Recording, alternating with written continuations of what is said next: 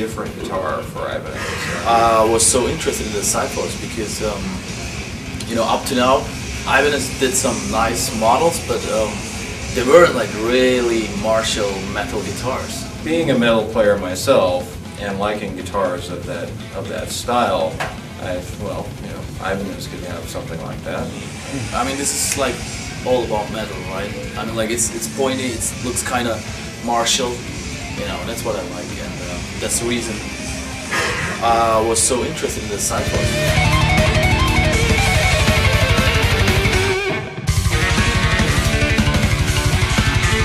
People I had in mind were death metal guitar players, thrash metal, things like that, where the music is very quick and notes have to be articulate. Mahogany was picked to accentuate, to accentuate the lower notes and kind of deaden a little bit of the high, so it's not super bright, but it's clear sounding. The attempt was to try and make sure that you could hear all the notes, even with a lot of gain.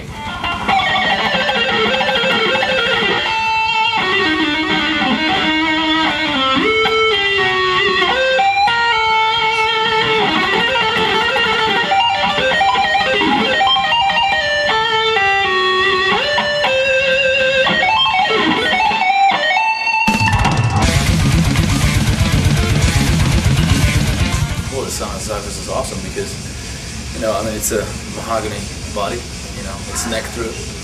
I'm like, what else? I mean, ask around like metal guitarists, even if they order customs, it's mahogany, it's a maple neck, and it's a neck through, and you know, perfect. The idea behind the activator pickups was that there was a certain type of player is looking for an active pickup sound, and my first response was DiMarzio, of course, doesn't do it.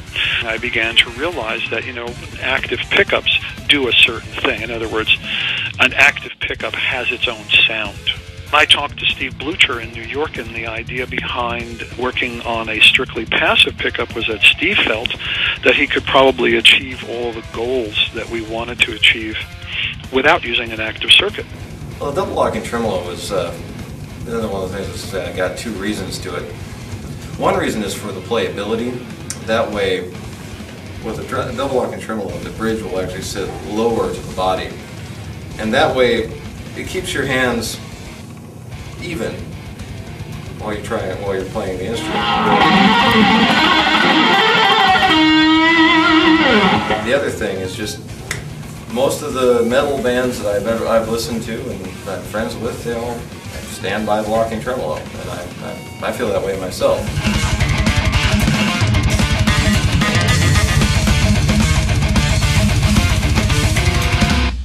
If the fans that are talking about this on forums and stuff are guitarists themselves, I mean, it's of course there's a, people don't know what it is, and there's a hype, and the response has been positive.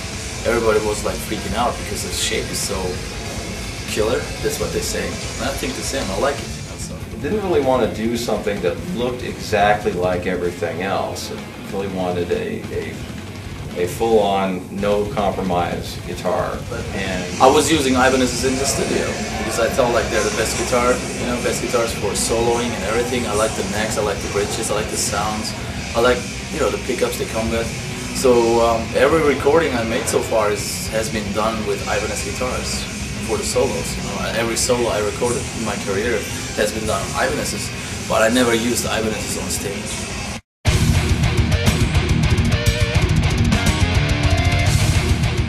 Ibanez. It doesn't look like everything else, but it looks like it fits.